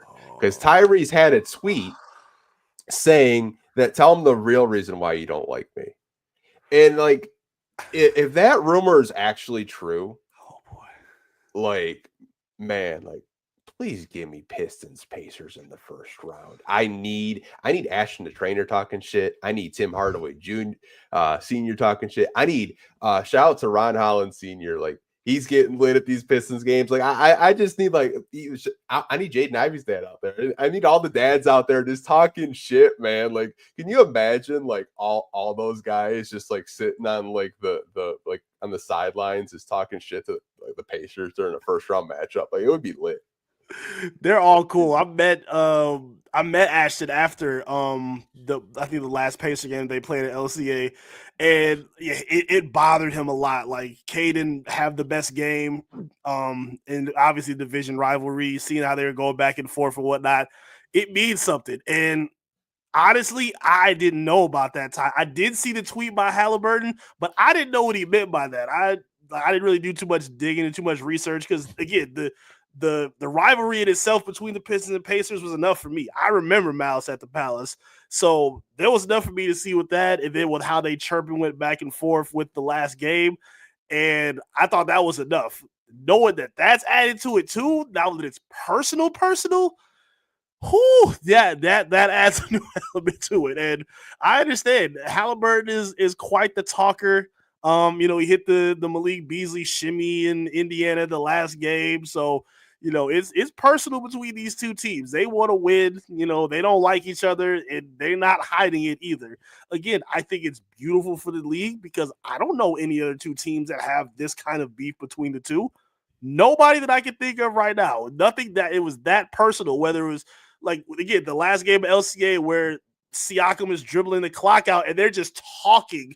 Just everybody is there in the middle of the floor, jogging, going back and forth.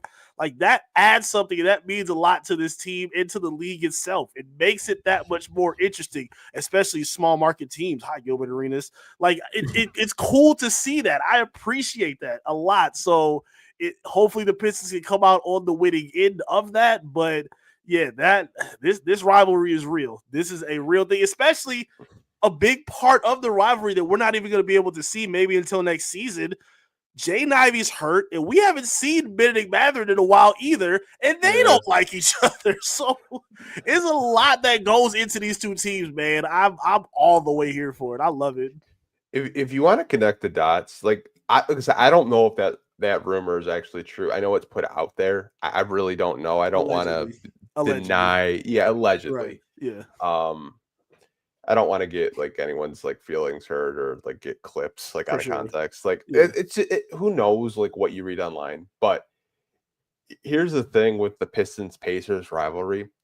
You touched on Benedict Mathurin and Jaden Ivey. The 5th pick and the 6th pick. There's beef there. Mathurin thought he should have went 5 to the Pistons.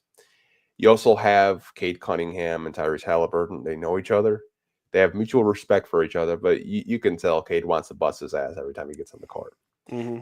Then you got Isaiah Stewart and Thomas Bryant, which I don't think a lot of people know this. Both of them are from Rochester, New York, and both of them work out together during the summers. Okay. So I actually learned that from one of Isaiah Stewart's trainers that has worked out with him all the way from when he was like a AAU. He had told me that like they've known each other. Obviously, Thomas Bryant's a little bit older, but they're both from the same area. They both work together, work on their games together. And whatever Thomas Bryant said to Stu, it had to be on some disrespectful shit. Because Stu usually doesn't lay people out unless you kind of cross the line. There's a lot of beef there. I remember JB Bickerstaff and Rick Carlisle were getting at it. Like JB basically told him, like, get the hell out. Go back on your side of the court, like get out of here. This is my side. Like, you want to talk about ratings and storylines, like that would be a first round matchup that I think everybody, even the casual fan, would be having fun with. Like, I think I need the Pistons to do a promotion night with Legos just to see, have Stu build a Lego set if they win. You take, remember Ben Wallace used to take the sledgehammer and knock down the gong? Just take a big Lego stand, he just knocks it over with the sledgehammer. That would be hilarious. It's so much they can add to it, man. Like Miles Turner too. I mean, and then also Halliburton has been super vocal from when he was drafted to where he thought he was supposed to come to Detroit.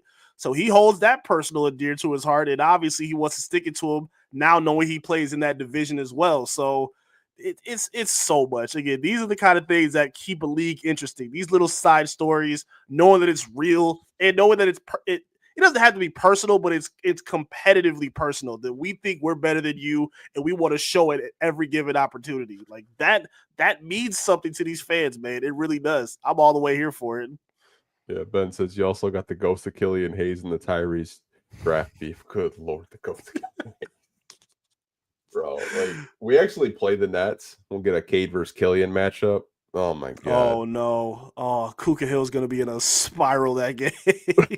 Well, we'll see if he gets renewed for his 10-day contract. If, I think he will. I think they might just sign him for the remainder of the season because he's actually been doing pretty well for the G League affiliate. But man, like a Pistons Pacers first round matchup, I'm telling you, even a casual fan that doesn't like the Pistons or the Pacers, there's so much storylines there. There's so much dislike between both. teams. The fact that dads are getting into it now, like, man, like, and like, if you think about it, like a lot of the dads in the community, like Jaden's dad, Ron's dad, like Jaden's dad's not as vocal on Twitter as he was last year, but that was for a whole different reason. But Ron's dad is so locked in on Twitter, bro. Like, he likes so much of my shit and retweets so much of my shit. Like 2, 3 in the morning, I was like, bro, does this guy sleep? Like, he's just scrolling on the timeline. Like, I love it. Shout out to Ron Senior, man. Dude, he's awesome. I saw Ash the Trader took a video of him in San Antonio where he's talking about the Pistons won again. They were having a good time after there, but again, those are two important mouthpieces of the community, man. Like you said, the love, the support of this team it's extending in ways that we didn't think were going to happen this fast, and to have a true rivalry that again could take over the NBA postseason, I would love to see that in a 4-5 matchup, because I think it would go 7 games. We're definitely going to get a lot of back and forths, a lot of bumps and bruises, and again, a renewal of one of the more historic rivalries in the NBA. So let's make it happen. Let's get, like JB Biggerstaff said, we're kicking their ass at their place. They weren't talking the same. So if it's going to be that way, let's make it that way. So let's do it. Let's make it that way. We want it. We're here for it. Yeah, like Pistons want the smoke, and I absolutely love it. Ryan Anton actually has a question. I was curious about this too. I don't know if you caught it. Off topic. Who was I to say Stewart talking to right after the game? I swear it looked like Chris Bosh. I don't know who he was talking to. It looked like a coach. Maybe it was Chris Bosh. I'm not sure. It kind of looked like him. I'd have to go back and watch, Ryan. I'm not entirely sure. Me neither. I saw him too, and that was the very first face I thought. I'm like, that looks like Bosh, but I don't think that's him. I don't know why he would be in a San Antonio game. I don't know what connection he would have with Isaiah Stewart. But yeah, I definitely saw him too, but I don't know who that was too. I'll try to do some research, see if I can put it together for you. Yeah, I honestly have no idea. So shout out to Mr. My City. You guys don't have to give me super chats. If you do, that's fine. Got to get to LCA and support this team. Honestly, man, like I know they're going to be on a homestand pretty soon. I think they got the Clippers, which should be like a really good matchup. Clippers have a pretty good team. You got 2 MIP candidates, Cade Cunningham, which I don't really think he should be a most improved player. I don't think so either. I think it should go Norman Powell. Like, nothing against Cade, but like Cade's kind of been that guy for 3 years. I think the media is just trying to pay attention now because he's winning some games. Like he's been the best player on his team and giving you 23 and 7 a night. Now he's almost 23 and 10. Like, I told people like 2 years ago, like Cade could definitely average 10 assists if you put shooters around him. And look what happened. You get some role players and shooters, and he's averaging 10 assists. Who knew? Exactly. So Lohi has a question, and I think you would probably be the perfect person to probably answer this.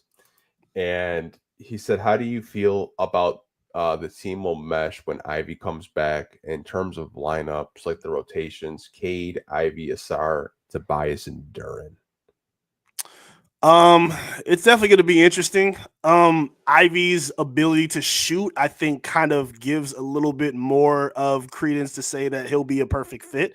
He was shooting, honestly, if you look at it, if I'm not mistaken, I think he was still the team's best 3-point shooter, even with Beasley's heater that he's been on this season. So he was shooting 41% from 3 before he went down, even in catch and shoot situations.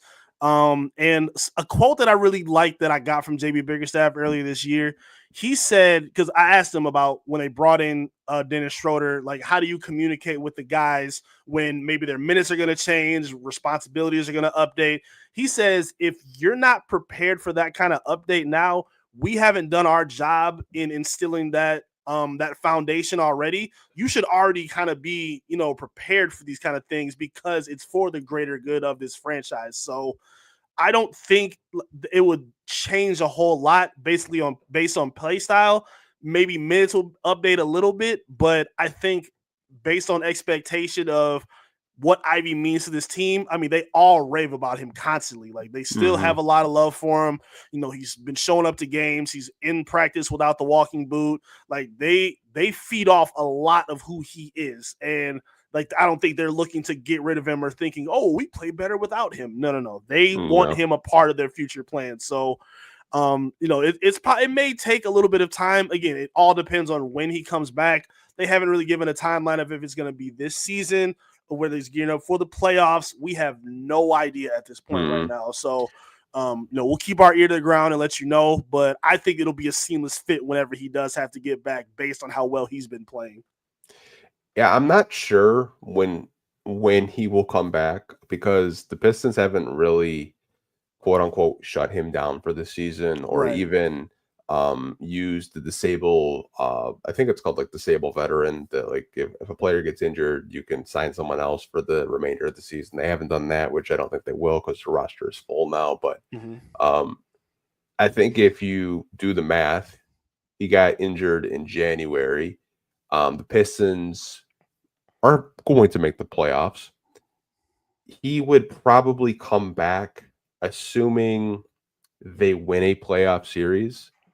I think that's where my timetable would be. And like even then, like what's he playing? Maybe 5-10 minutes a night, because they'll probably be extremely careful with him. And like you don't want to rush him back just for him to get injured again. Exactly.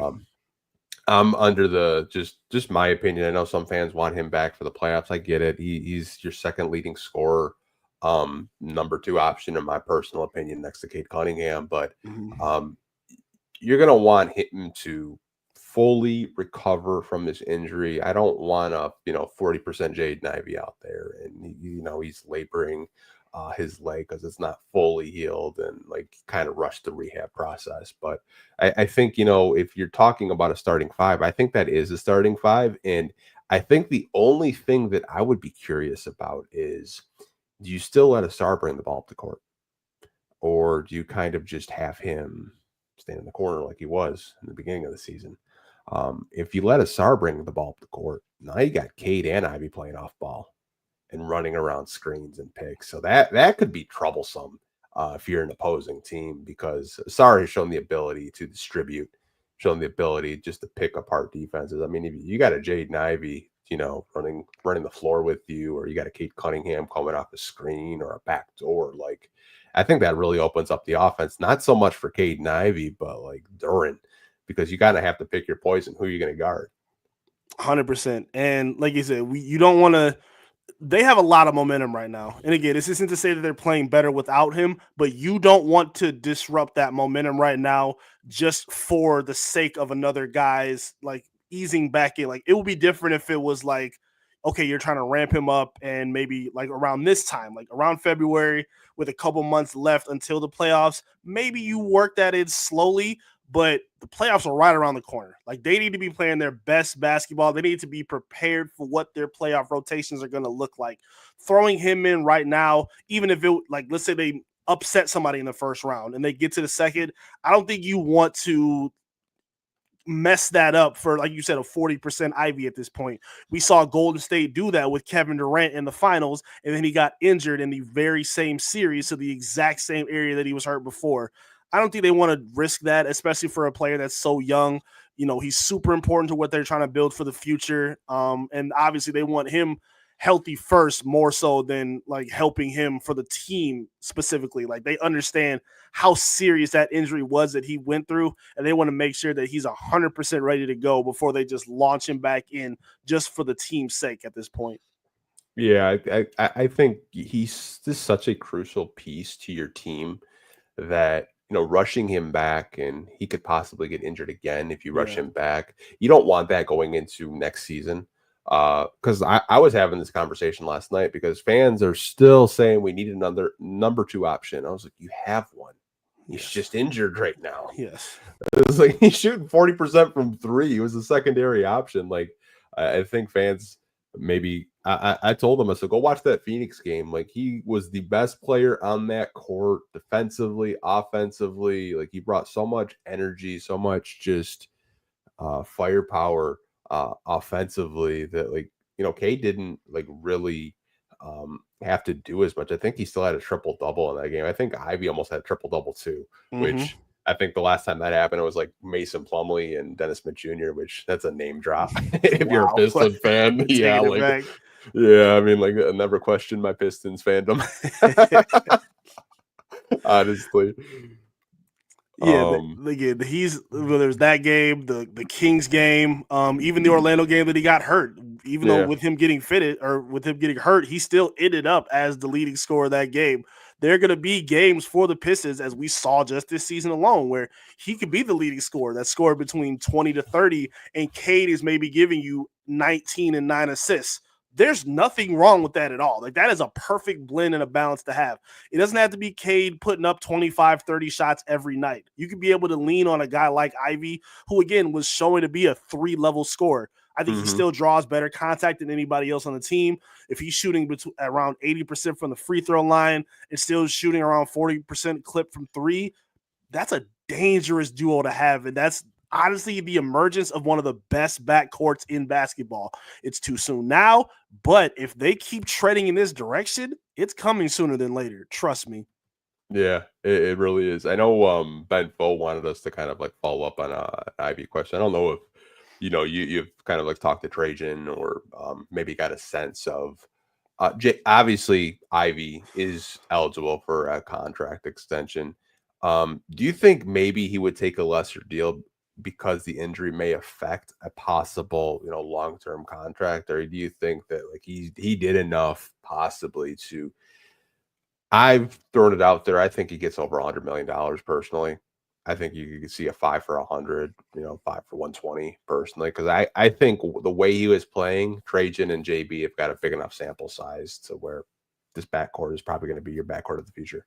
That's what I was just going to say. I think they played more than enough games to prove and show that this works. We didn't just see them play for 5 games where we're still wondering, oh, it was just a brief little moment where they were hot, or, oh, they did a couple little things. Like, no, Ivy showed a lot in the year, in this brief span that he was here. Like, again, being a guy that can take some pressure off Cade, bring the ball up. Again, we talked about Monty Williams never staggering rotations. You did that with Jaden Ivey, and he was doing just fine as the lead guy with that second unit. I don't know the figures of what they're going to look like, but if I'm him, if I'm the Pistons front office, I don't think they're looking at, okay, how can we maybe find a way to give him less because of the injury? Again, they haven't been ruled out in terms of shutting him down already. We don't know how serious it's going to be viewed yet at this point, but knowing what we've seen from him this season, knowing his fit next to Cade, again, they value the locker room a lot. They value the vibe of the team, and he is in the centerpiece of it all. Like, I don't think they're looking to feel like, okay, well, maybe we should take a little off because of the situation. I think they want him here for the long haul, and I think that's the right way to look at it. Yeah, I also think like if you lowball him, that could have a negative effect on Absolutely. like his next contract situation. Yep. Like, I don't honestly like if you offered him 4 for 80, it's $20 million a year. I think that's a respectable contract, but like maybe his representation wants anywhere from 100 to 125, 130. You never really know. I'll let the experts talk about this because I'm probably the worst person. I thought freaking Simone Fontecchio was getting 20 million. I honestly did, and Trajan's just like, nope, we're gonna actually get him 8 million a year. And I was like way off on that, but you never really know. Maybe Jaden Ivey could possibly take a pay cut, and he's okay with being here long term with Cade if it means they can get more help around them to win more games and be Eastern Conference, contenders for years to come. But I don't think Trajan is the type of GM to do that, because there would be really big repercussions if you lowball him so much where the offer's insulting. Yeah, and I think they're smart enough to understand that they want to make sure that they want to keep the perception of, hey, we do value and respect you. I don't think they want that to be a question in any way, shape, or form. Like, Ivy was crying at the draft. He's been dreaming of playing for this team since he was a child. He said, I don't want to play for any other team when he was drafted here. I don't think you want to start disrespecting that dream, especially considering how great he was playing before this injury. Like, I don't think Trajan's a very smart guy. JB's a very smart guy. And the team advocates for each other a lot too. I think they're going to be in an ear to make sure, hey, keep him here. We want him here. We want him a part of our plans. let's not do anything to shake that up. I think they're all in lockstep of making sure that that's the plan moving forward. Yeah, same here. I think you lock them up and you have your backcourt of the future and find other pieces to gel with them, because I saw a big enough sample size this year where Ivy had game winners, Cade had game winners. They play really well off each other, and it's because they're so different as basketball players, in my opinion. Like they're not the same kind of archetype, and I think that's why it works. Yes. That's just my opinion, anyways. We have one question. I think this is from your friend Ricky. He wants me to ask you about Black Panther. Oh my God, this dude, bro. Ricky, go find something to do, bro. I'm not dealing with you right now. I was arguing with him today talking about Black Panther is not that great. I'm not trying to hear that. Black Panther is a phenomenal classic movie, and that's all that needs to be said, bro. One of my favorites. I can't believe you put that in the comment. Get out of here, Ricky, bro. I cannot believe this dude. You left a couple comments, and I'd have to go back and read some of them. That's actually kind of funny. He's a troll, but that's my boy. He's one of the funniest dudes I know, but he get under my skin every so often. I feel you, man. I have friends like that try to F me up when I'm doing a podcast. Just actually had one of them text me 30 times to distract me, and good thing I had Do Not Disturb on because I didn't see it. There you go. That's the key. You gotta have that. I do want to give you the floor though to plug and promote your job over at Clutch Points, and then your YouTube channel that I've seen you post more frequently on. So I do have both of them in the description below. But if you want to kind of tell people about like what you do over at Clutch Points and like what to expect over on your YouTube channel. Man, I appreciate the time, man. Thank you again, always, for having me. Everybody, make sure you tap in with me. You see my handle here on all my social media at I am Eric Vincent. I am the Pistons beat reporter for ClutchPoints.com. It's my second season, my first full season. I came in the middle of the Monty Williams year last season, which was quite the troubling experience, but I made it through, and now I'm here winning product now. You can tap in with me and follow all my work at clutchpoints.com. I try to capture a lot of quotes before the game, after the game. I'm talking to players, talking to Trajan whenever I can. I'm trying to give you guys the best content that you can follow for this team, because there's a lot of great things to follow and pay attention to this year. So you can hit me up at clutchpoints.com. And again, my YouTube channel, like Anthony was talking about, Top Title Detroit. I put a lot of my clips that I get before the game of the players warming up. A lot of the quotes from JB before and after the games. I do a little bit of pieces and feedback and videos of stuff myself. My most latest video was going at Gilbert Arenas and his notion of how players like Cade Cunningham need to be at bigger markets in order to flourish. And I just want to give, like you do as well, man. We're trying to give this franchise, this base, this community media coverage and media representation that this amazing fan base deserves. So if you could run up the subscription for that, Top Title Detroit, I would really appreciate it, as well as locking in with Pistons Talk as well, man. I mean, we really thrive on giving y'all the best possible coverage and the most honest coverage, because you deserve it. You don't get it from a lot of other places, and we want to let that be known that this is what's most important for me, for sure. So lock in with me there. I am Eric Vincent, Top Title Detroit on YouTube, clutchpoints.com. I would love to hit you guys up and talk to you. I really appreciate the support. Yeah, I don't think he'll ever let that slide, man. No, I'm on his ass. I'm on his ass forever for that. Yeah, no, it's I remember like when you asked that question, it blew up, and I was like, dude, let's go. And then like they talked about it like on their show, and then like I listened to the debate, and I was just like, bro, I'm like brain dead. Are we talking about what shoes right now? Like what? Like what shoes do you wear? I'm like, what does that have to do with anything? At all. No one knows what shoes Nikola Jokic wears. Who gives a damn? That is not important. And then even I did a feature on another show, and Gilbert responded to that one as well in the comments. So even when I thought it was done and we're moving on, he gives it more life. So I'm like, all right, if you're not going to stop, I'm not going to stop. Let's keep going then. Why not? Let's go. We gotta get Beefs too on your YouTube channel. Maybe he'll stop. Oh, that's definitely needed. That'll definitely make him straighten up. Beef stew, we gonna talk soon, brother. I got you. You have to let him know that Gilbert's giving you some trouble. He'll be here immediately. He said, "What? Let's go. Let's make it happen." I'm all for it. That's a great suggestion. Well, I appreciate all 600 of you that are watching live on Twitter, Facebook, and YouTube right now. We will see you guys tomorrow. We do post-game shows immediately after every game. So Pistons play the Atlanta Hawks tomorrow. So we'll probably see you guys like around 7, 8 after they win, assuming the game doesn't go into overtime. Please don't go into overtime. Watch it go into overtime because I said that. But we'll see you tomorrow. Take care. Peace.